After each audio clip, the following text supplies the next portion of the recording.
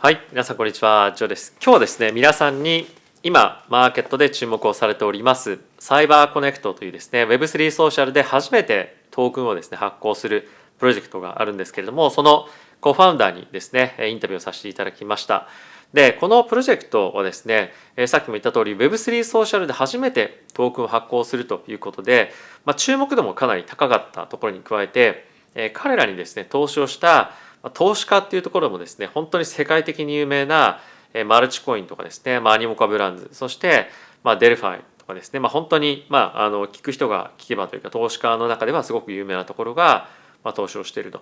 で、それに加えてですね、投資家に売ったお金よりも、金額というか価格よりもそれよりも安い金額で皆さんにというか、パブリックにコミュニティに対して売却するということで非常に話題になっている今プロジェクトでもあるので、ぜひですねこのライアンさんのインタビューですね聞いていただければと思います。それでは行ってみましょう。Okay, so thank you so much for your time today.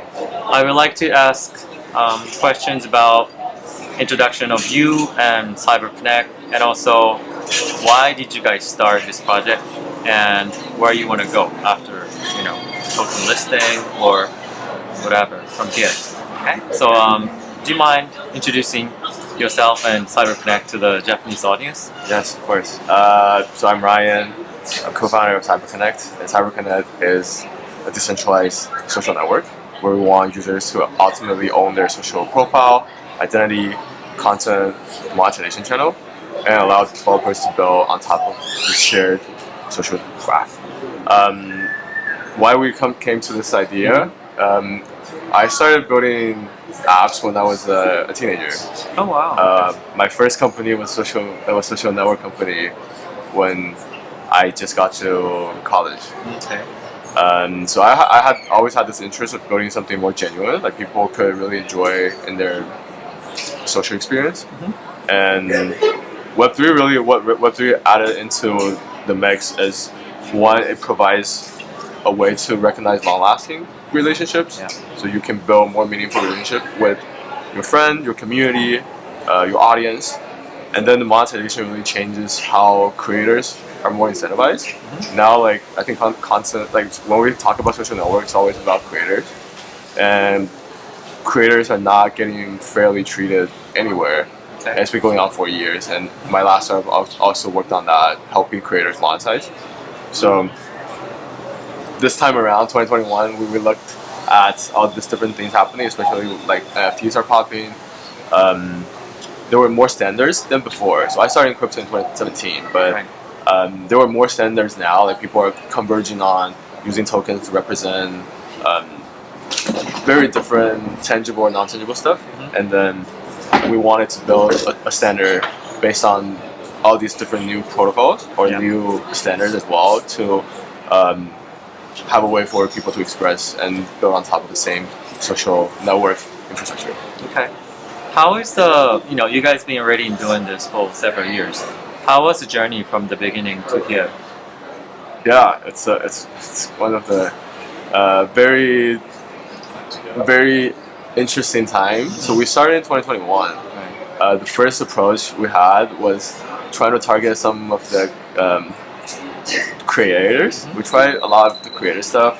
We experiment with a lot of NFT projects, or how can we do a marketplace, and we always wanted to build something more interactive or more connected. Mm-hmm. So it's not so we explored issuing NFTs. We explored how can we bring social type of interaction into the NFT, and also exploring the existing decentralized social tech. Well, we did a lot of research into Matrix, into Mastodon, these existing Web2 decentralized social. 2021, we decided to really build our own stuff on Web3, leveraging the tokenomics, leveraging the existing standards like NFTs.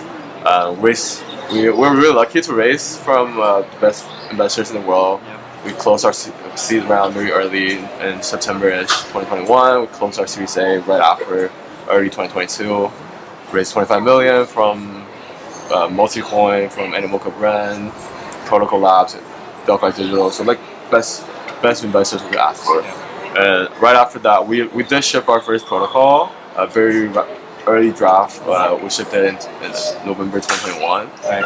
And we had a lot of community people trying it out. I remember hearing this when I went to Tokyo. People were saying, I actually tried the profile page on CyberConnect back in 2021. I'm super surprised. But apparently people like to experiment and people like to see their social engagement or social profile. Right. And then 2022, we sat down to redesign the protocol like the V2. That's what's live right now. It's a combination of using smart contract to represent tokenization of these connections as well as monetization. And then we had the scalable storage where we can scale up to billions of users. We launched Link 3, of course. Right. That was very fun. So it's for community and for projects to distribute their content as well as attract early users. Then now, very recently, we started to explore ecosystem. Right. So this year we opened up a lot of the gating that we had before, like the profile side, like the developer side, and now we're seeing developer building on top, which is very exciting. Okay, sounds good. Thank you. And also, you just announced token listing.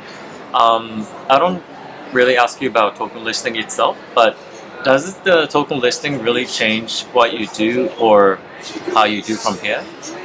Yeah, I think this is one of the questions that we've been thinking for so long.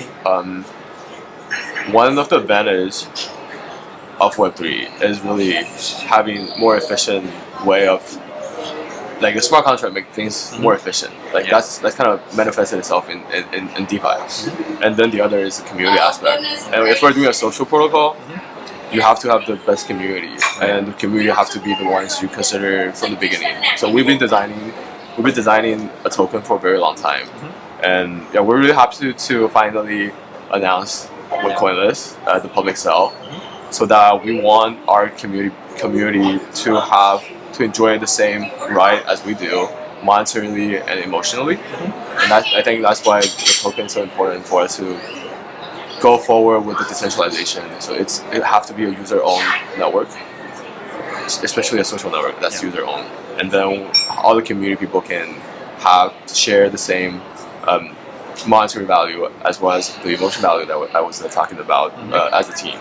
And especially the way we designed the public sale, I'm not sure if you've seen the blog, but it was at a discount versus our investors, our CDP investors. And we wanted our community to be first before anyone else. So, and after this, I think token will play a very important role in governance. Yeah. And token will be a very native way of interacting with CyberConnect, so that people will find more utility in the token. A lot of stuff cannot be shared right now, but we're very excited to see how we can build this out with all the community.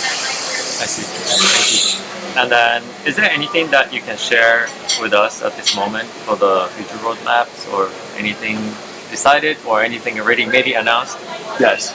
So we already announced our roadmap for doing the public sale, of course. A couple of very important things on our roadmap. One is we are shipping out our V3 of the protocol, as well as going to multi-chains.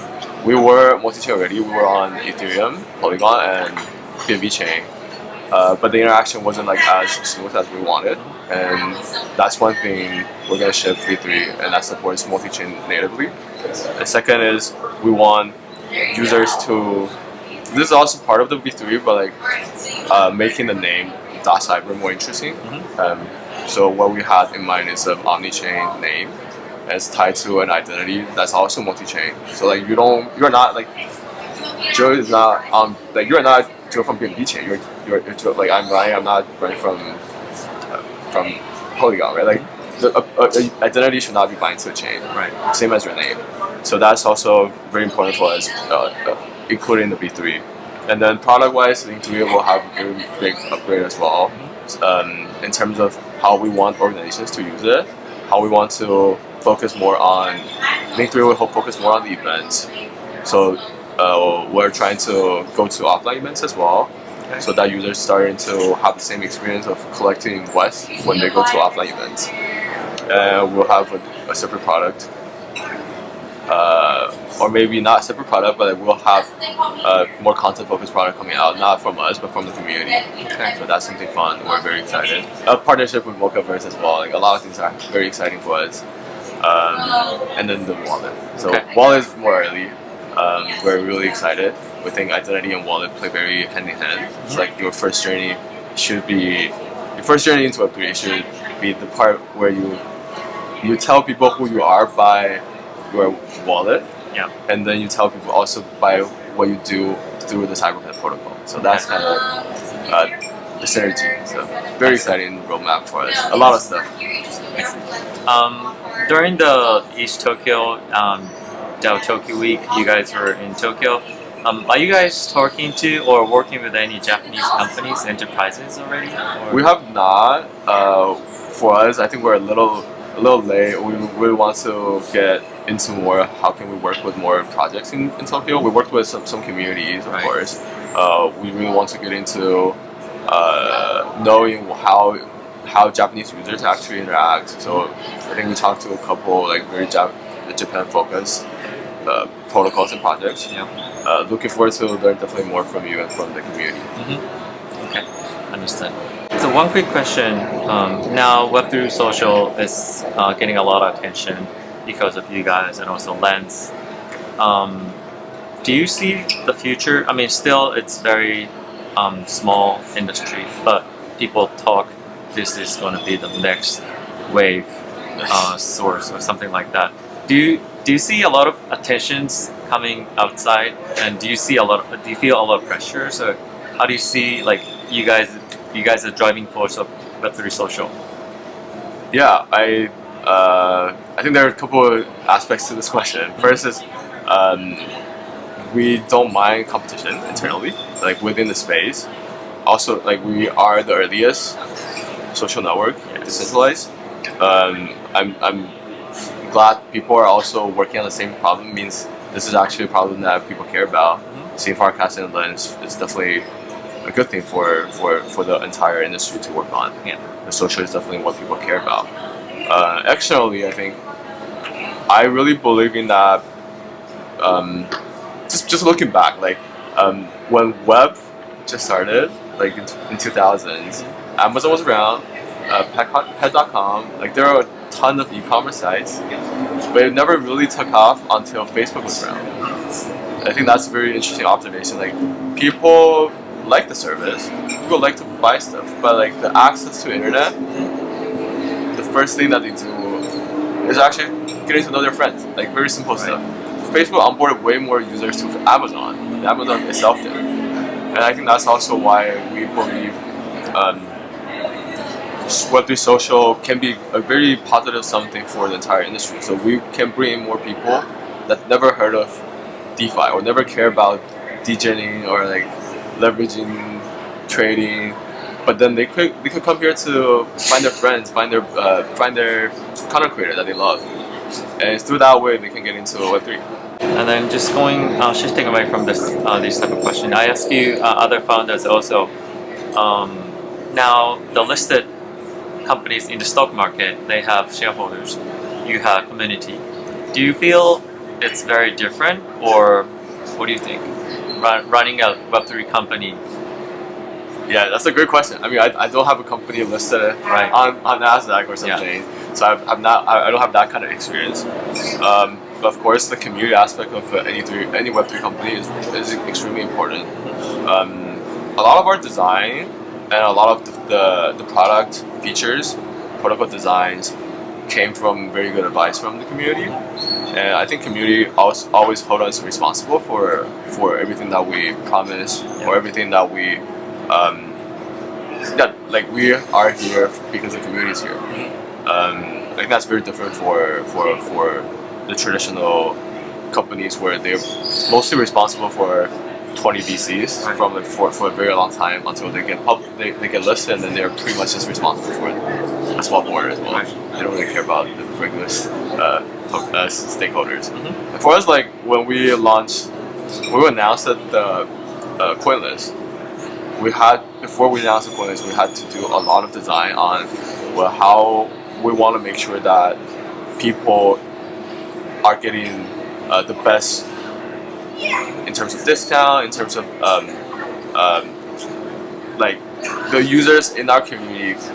We want them to be the only ones buying from the public sale. Yeah. We want to ensure that. So we designed how we designed the priority queue, how we designed, of course, the token price, are all very following the community first approach that we have. And I right after we announced it on Twitter, I was scrolling for the whole day, scrolling through our Discord, scrolling through all the Twitter comments. I went into a lot of communities. I went into Kurasai's Telegram groups as well, just trying to make sure that this is what the community wants. It's not what we want. This is a collective effort. Right. How difficult, well, I don't know how I put it, but you know, this is the first Web social project that's going to be listing tokens, and also, you know, very developed compared to other products. How easy or how difficult to educate users, or how tell users or public what you guys do, what you guys are building?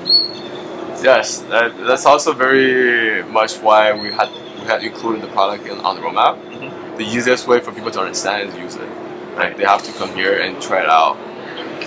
It's not like it's not like coming on a still. Like it's you can tell anybody, oh, this is an NFT marketplace, and they can understand the value comes from the trading fee. And if you tell them it's a DEX or centralized exchange, they can pretty much guess what's behind the business here. For us, definitely there's challenge of educating, and also we're also exploring, right? Like we're exploring why token, like in the long run. In the short run, like we all know, the governance is really important, the community is very important. Why the tokens could bring more value in the long run. We're still figuring that out as well. And then, yeah, I think very exciting to work this out with the community again. I think that's our approach. Okay, thank you so much, Ryan, for your time today. It's such a nice to meet you in person, finally. And then also, I finally want to ask you for the message to the audience. Yes, of course. Again, thanks so much for all the support. The Japanese community is definitely one of the most vibrant community for within our different regions. I'll thank you guys so much. And then if you want to learn more about CyberConnect, so CyberConnect is the earliest and biggest decentralized social network out there.